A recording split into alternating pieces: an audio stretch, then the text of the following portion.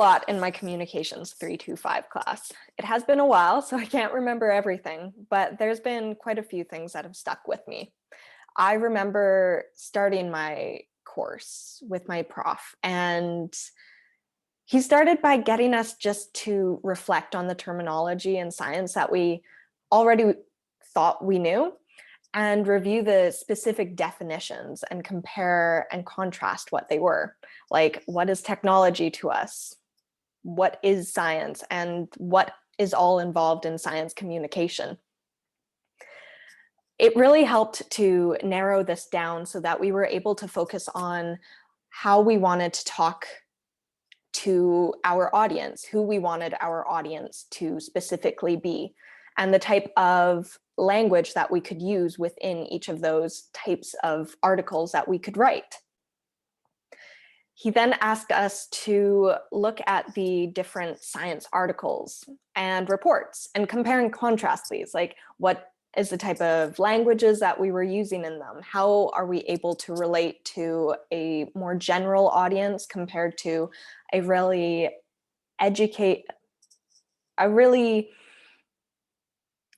knowledgeable audience about that particular topic? We were then asked to summarize an article that we found, and it could have been on anything that we were interested in. I think I did mine on hand pollination of flowers with using little tiny bubbles infused with pollen. So then we had to summarize that in a quick little bit and give feedback to our peers. And the feedback we learned to give was a bit more personal. It was, I don't exactly know what you mean by this. Is this what you mean? It wasn't, oh, here's the grammar and check all of this. It was getting us to understand what we were writing and how our audience was interpreting what we were writing. This has not only helped me go back and look at my writing in a new light, but also give feedback to my friends who ask me to look over their stuff. We then had to go through the lovely process of finding references. Finding references is a challenge in itself, especially about a topic such as mine, which has a lot of information published by those who aren't doing the research themselves. There are some myths out there. There's some information that's taken as fact, even if it may not be proven. So you have to learn how to wade through them and choose what is proven, but also keep in mind what your audience is wanting to know. You do have to address some of these myths or challenges or suggestions so that we can have a complete understanding of what is going on with the subject, and so that you can relate to your audience. Finding the references, though, that's always a very important way of knowing that what you are sharing, you are providing in to the best of your ability. One of the most exciting aspects, I think, to me was actually sitting down to write a proposal. It was very nerve-wracking, even though it wasn't an official proposal to a magazine. It was a way of thinking, oh, right, I could actually publish something, and these are the skills that I would need to go and find someone who wants to publish my work.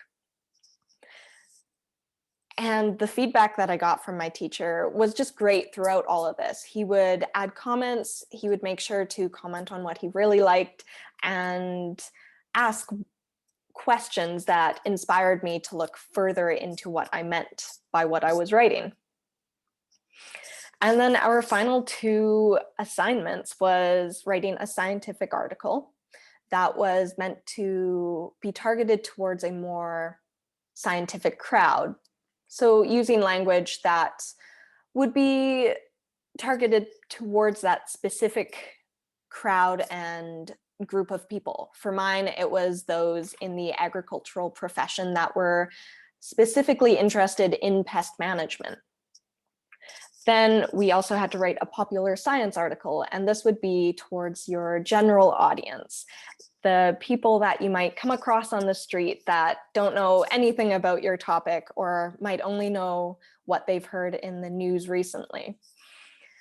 This was a really fun article for me because I got to use some of my creativity to create this like pretty picture-esque thing, have some of the pictures that I have taken myself, find some really cool ones that I've found of scientists and pest management specialists, and really target those questions that people have about Asian giant hornets.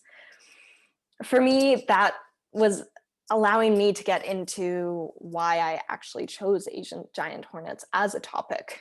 I mean, one, they're big bugs and big bugs are fascinating to me, but it's also the conversation that is surrounding them, the nickname that they have, the murder hornets.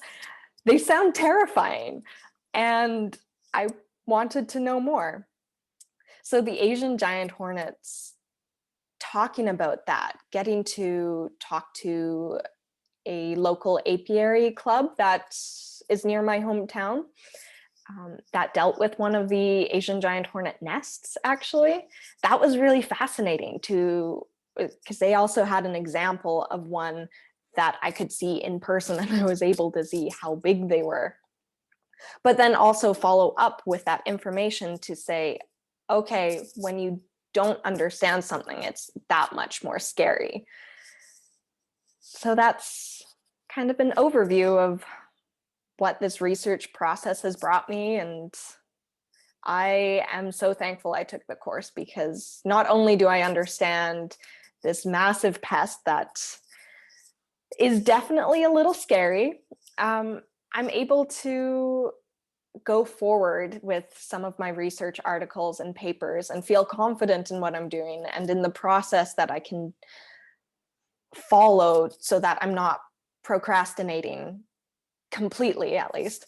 And I feel confident in the knowledge that I'm sharing and in the information that I'm sharing with my audience.